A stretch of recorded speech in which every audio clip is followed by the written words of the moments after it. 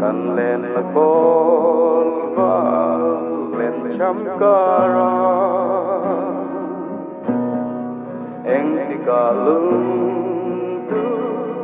đông lệ am mô mà nó suy lung rùa lên hồn truyền sama kan in trên rây tới mây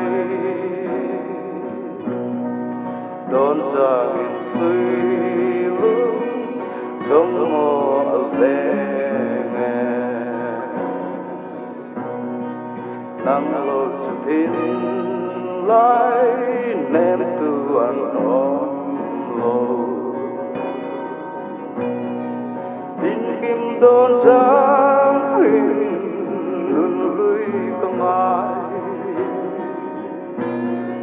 ai lâu âm biakmawia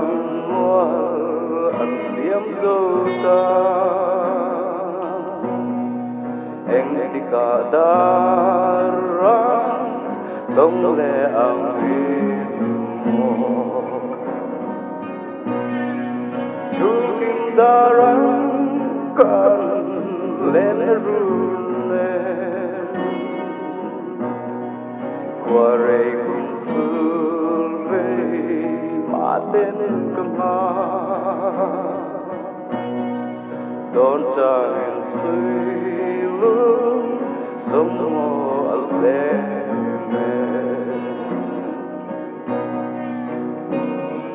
chúng tu ni ho liêm dần tay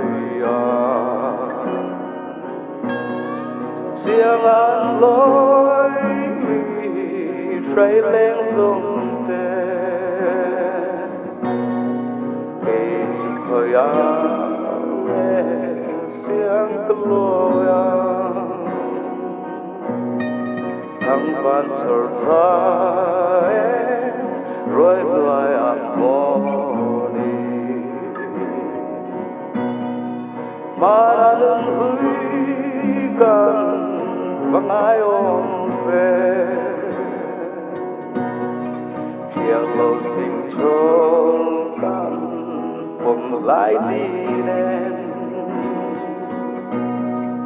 ôm in tình ai em mây cần với dòng không sự là đang lô cần nun đang suy lung lên em tên ketua tiam mà ruột dông tên tụ lên ăn môi cây chim tang riết một lên yên mà riêng tên ca phải gieo tôn em đi qua rây cùng xuân về mà tên cầm tôn cha nghìn suy lung giống mơ lên